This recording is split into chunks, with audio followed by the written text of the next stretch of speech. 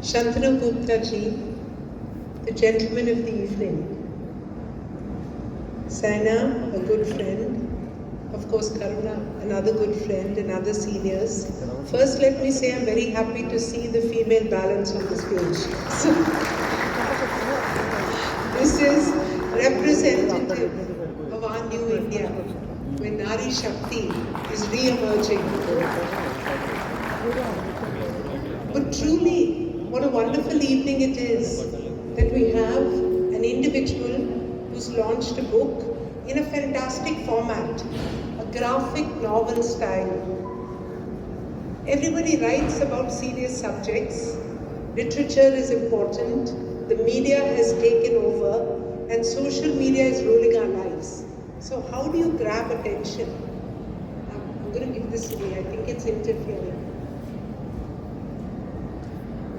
Interfering with this. Okay.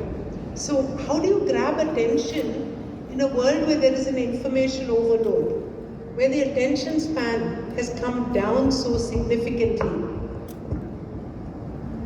And then we have so much more to talk about, because every aspect, whether it's the fact that our roads or our infrastructure has grown, I think, from 92,000 kilometers to 1.47 lakh kilometers. It is the airports, the aspect of the social fabric of our country has changed. And you may ask me how and why.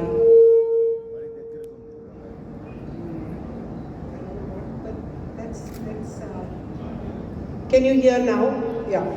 So the fact is that if you have ever been to a rural part of the country, 10 years ago, women woke up very early in the morning because they were shy to do what is called your morning ritual, and they would hide.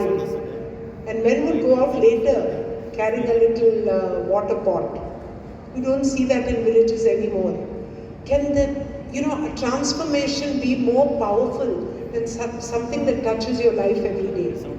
I've been campaigning in the villages of rural Telangana, of Chevilla, Parigi, Tandur, some remote villages in Vikarabad.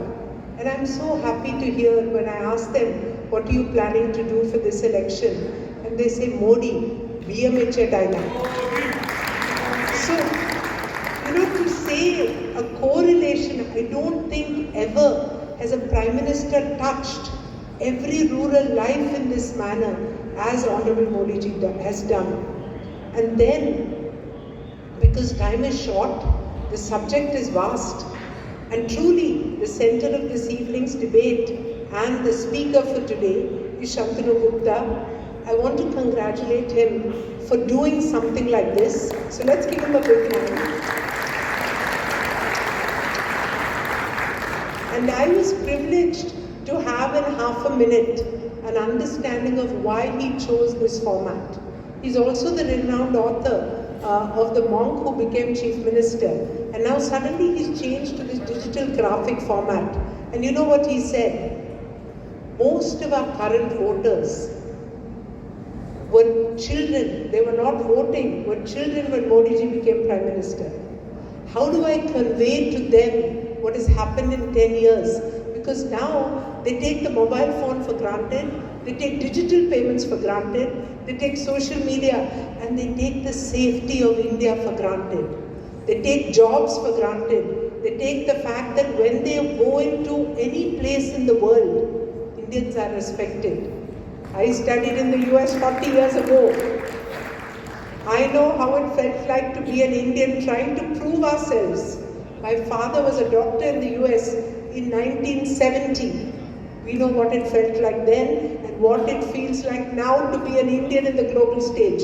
So to create a model which showcased the capability of India, which modernized the capability and the infrastructure of India and set us on a path of not just economic growth but global respect.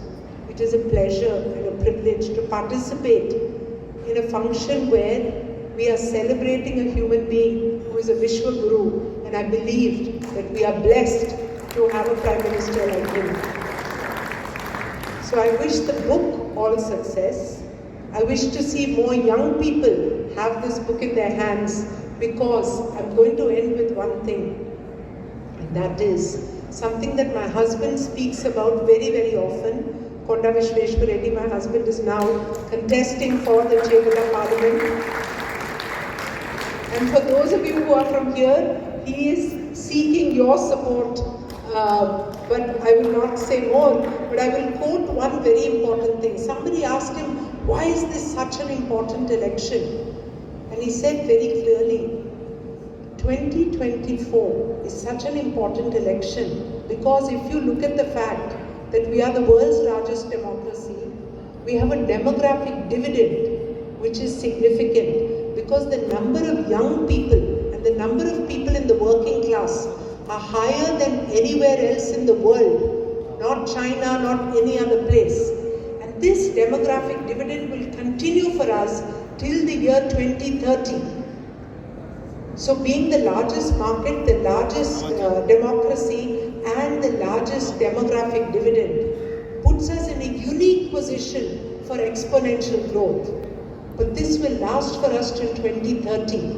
After that, the number of people who will go into retirement will slowly increase, and therefore these youngsters will have to be supporting those people.